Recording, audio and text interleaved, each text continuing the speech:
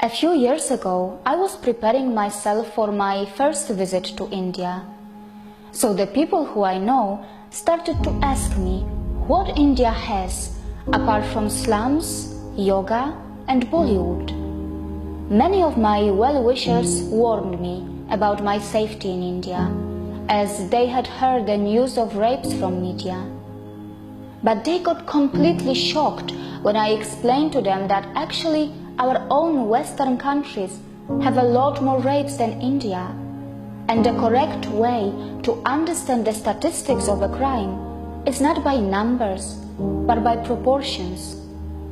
Due to a massive population that India has, the numbers of a crime can easily go very high, but in proportions, India is so much better than us. Only when I explained this to my well-wishers, they realized how our media had been manipulating us, and it still continues to do so. Whenever I am back in Poland or in any part of Europe, I am asked if India is interesting to travel at all.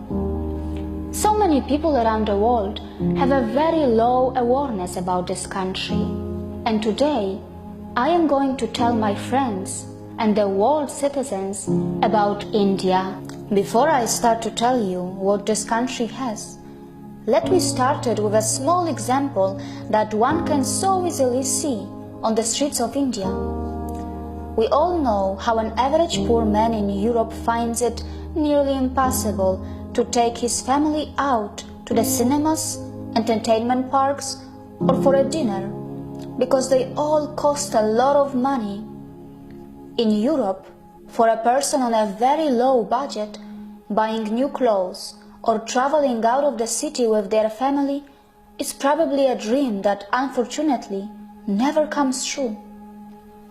The truth is that for most of the people in Europe who have less money, eating out is mostly restricted to kebabs or just buying a bread from a supermarket, because the lifestyle in Europe is such that there are just not too many options for a poor.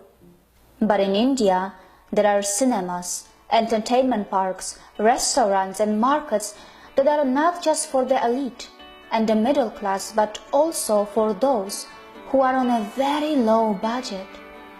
In India, a poor can also buy new clothes or gifts for his loved ones, because there are so many affordable markets that are well within their reach. In India, a poor person who has a very low budget can also afford to dine out with family to enjoy those joyful family moments. And trust me, in such affordable markets, they are also selling exotic Chinese food or even an Italian pasta. How many poors in Europe can afford exotic multi-cuisine meals or a travel within their country in trains or buses? In India, there are just so many types of options and lifestyles which come in all kinds of budgets. A full meal starts from 10 rupees and can go as high as anywhere else in the world. There are multiple price categories in buses, trains, its cinemas, and in everything else to suit everybody's budget. And just to let you know, all these businesses make profits too.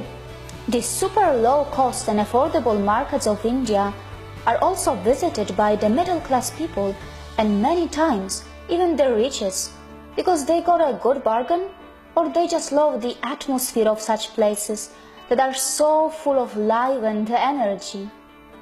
And this is how India nourishes and protects all her citizens, by giving them so many different opportunities in different budgets, and these so many parallel lifestyles that are mingled together is a sight to see, which continues to mesmerize me every day.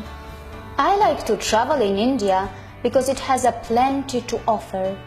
Whether you are on a shoestring budget, a middle-class traveler, or someone who wants to be pampered with the highest luxury.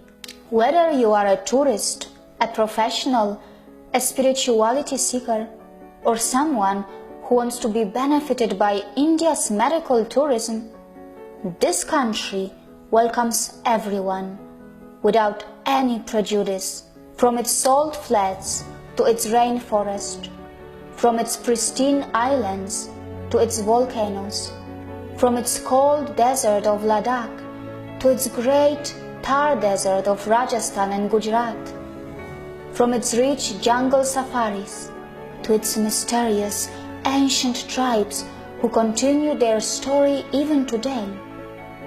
India can literally overwhelm you. And the story goes on in the tea and coffee plantations of its northeast and its south, and also in its beaches of the 7,000-kilometer plus coastal line. Feel the intensity of the famous Chadar trek in the mighty Himalayas, or see how the life manifests in the freezing temperatures of Tawang, or simply admire its hundreds of waterfalls